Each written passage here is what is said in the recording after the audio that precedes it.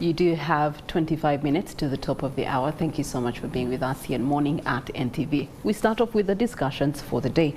Now, this morning in our Kickstarter, we're going to look at electricity sector post-Umeme era and how you do have the Uganda Electricity Distribution Company Limited having to take over from Umeme, what that picture looks like, especially in terms of efficiency in service delivery. So many people have been crying the service delivery of Umeme. Is it going to be a different picture? When will it be a different picture is also another question.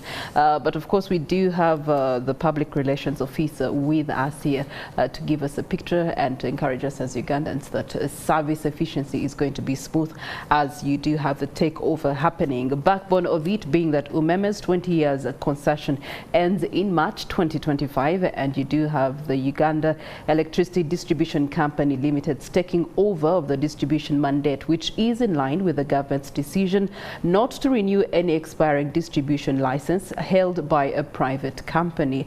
As such, public expectation on what is to come when the distribution company takes over from Umeme is split, with some pointing to the Uganda Electricity Distribution Company Limited's cash-strapped vault as a significant challenge that will likely take the sector a couple of steps back, and which has been the fear, even with the mergers that are happening left, right and center, service delivery taking a step back, while others are saying Umeme's exit as a good riddance for the poor quality of service that they have had to endure for years. Well, Mr. Jonan Kiza is here to defend the cause, and he is the public relations officer with the Uganda Electricity Distribution Company Limited. Happy New Year and welcome to Morning at NTV. Happy New Year, Priscilla, and our viewers of NTV, the entire Nation Media family. We are delighted to be here this morning to try and paint a picture in the remaining few minutes of the so many questions you have raised about our preparedness, about government's move, about the future of service delivery, especially in the power supply chain. What does it look like? What is in for the layperson? We'll try and bring that to picture. All right. Before we forecast that picture, just walk us through the process that is before you right now and the takeover. Which stage are you in right now? And as of March 2025, what will be the finalized expectations? And then how will it be looking like after that? All right, thank you.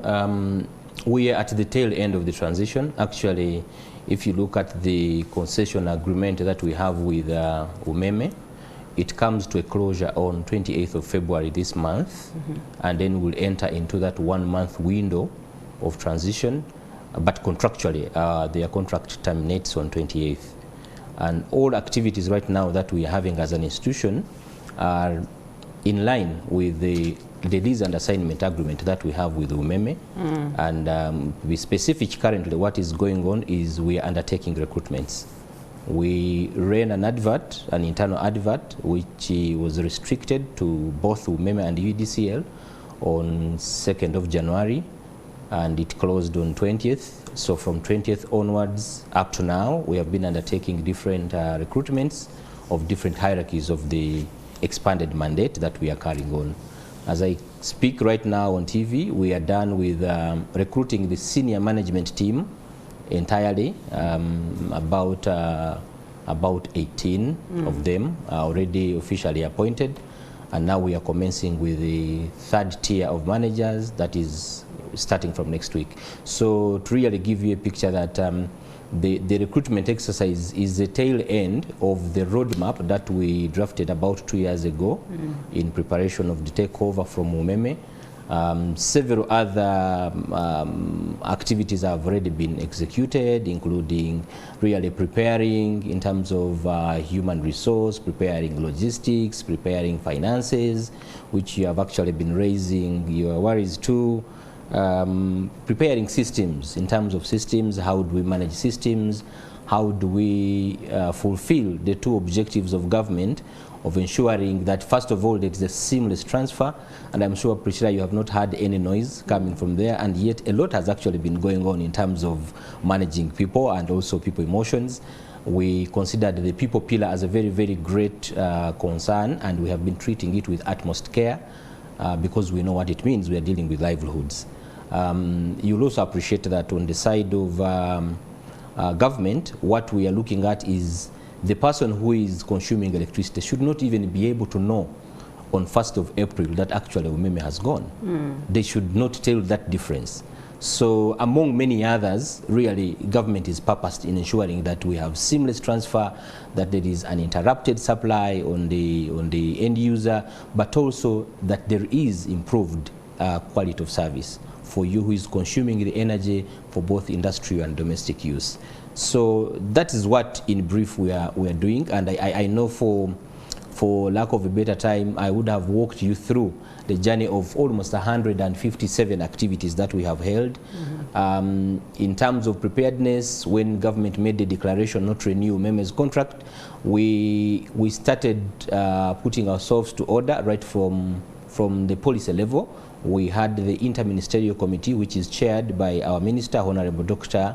Canon Ruth Nankabirwa, the Attorney General, and the Honorable Matia Kasaija. They sit on that committee.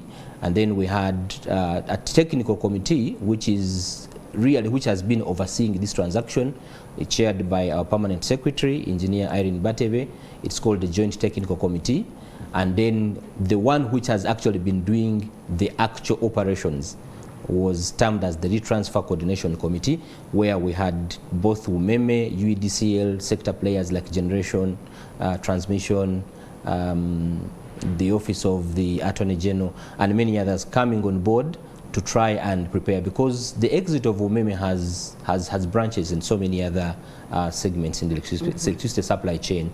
So we felt it very prudent we bring them on board in terms of planning, so that by the time the D-Day comes, we are moving towards the same cause, and also we are aligned to the same purpose. And that's what has been consuming us for the last 1 or so years, about 1.5 years.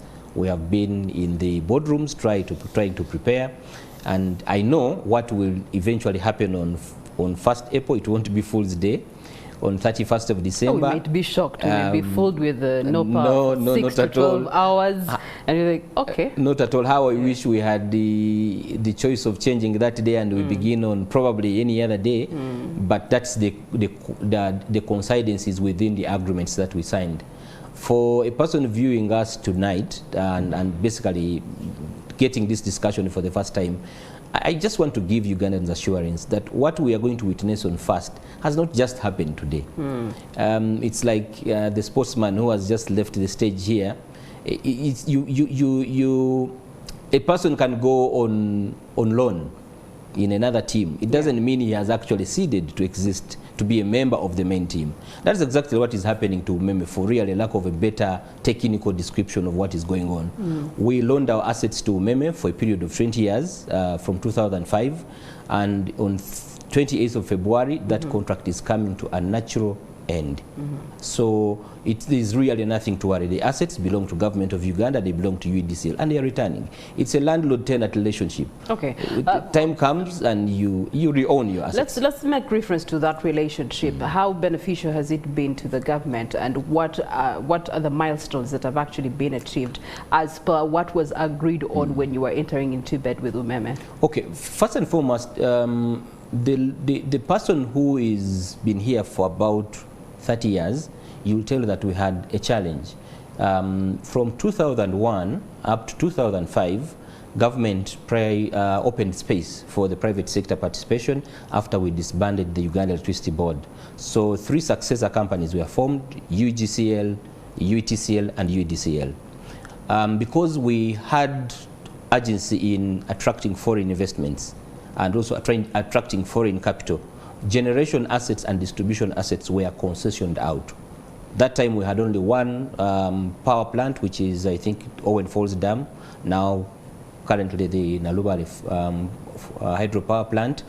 On the side of distribution, we basically had a small coverage. We had about 230,000 customers across the country. Most of the areas, especially outside Kampala and outside the cities, were either relying on generator, were burning fuel to make electricity for specific attention. Moroto, Moyo, and Ajumani, those were all not connected on the grid, as many other parts of the country were. So you see there was thirst on the side of distribution.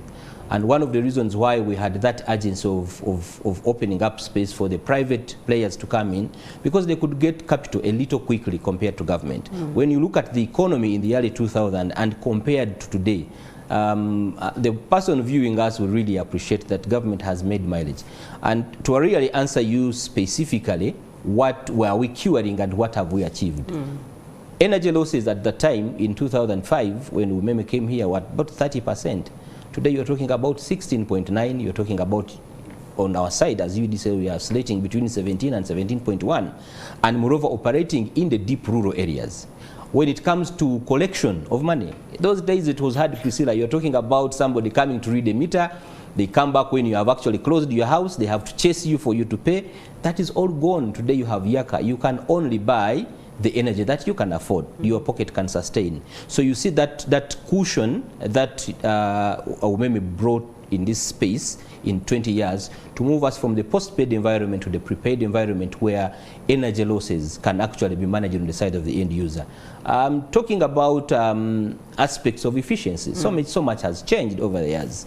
Timely investments we have now seen. The sector has grown from 230,000 customers to the current almost close to 2.5, 20 years down the road. So in terms of really the purpose of why we had Umeme here, I would say government has achieved.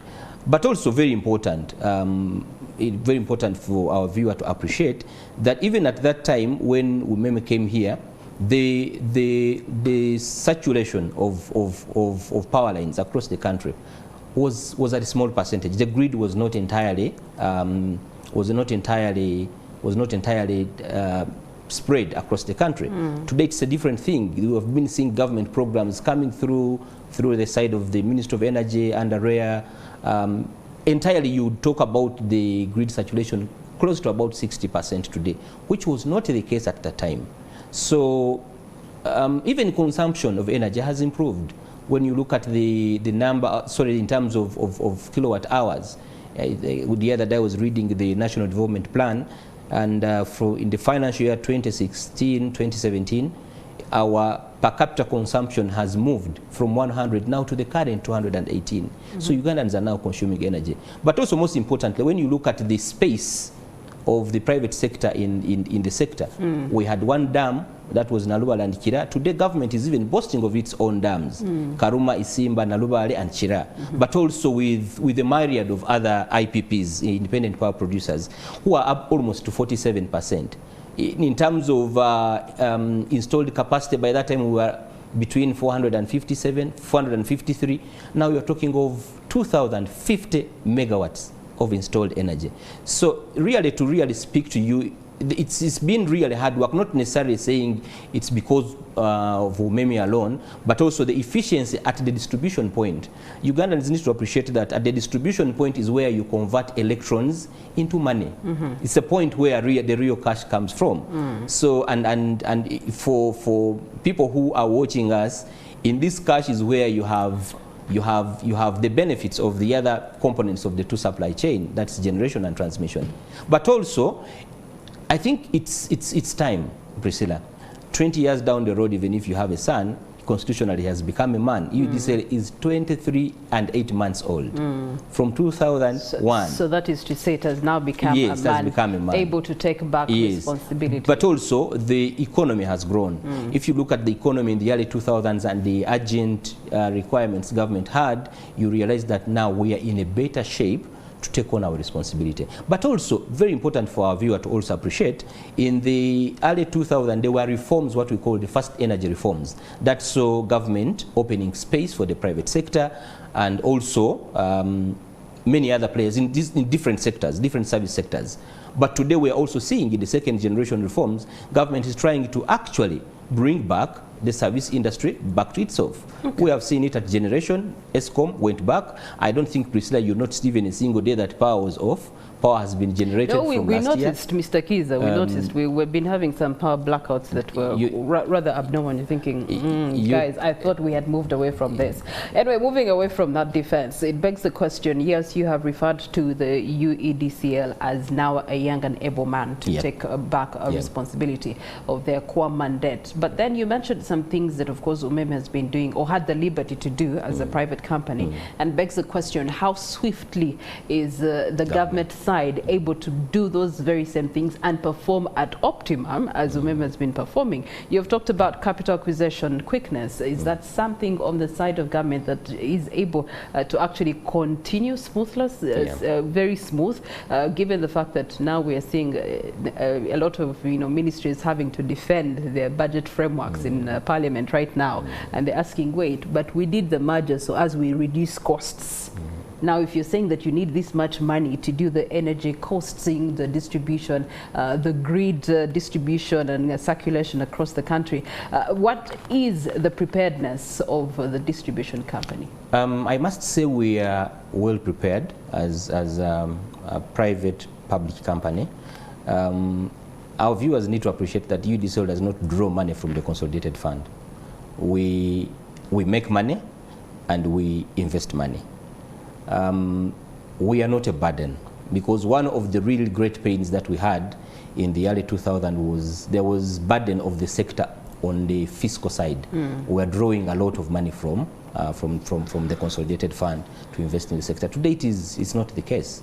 And we are not cash trapped, Priscilla. For our viewers out there, UEDCL is a profit-making organization, actually. We are not making losses. We are making You profits. may not be making losses. So talk to us about the margins of growth that you've been experiencing. The what? The margins? Yeah, the margins of profit that you have. It's been growing between 65% per annum.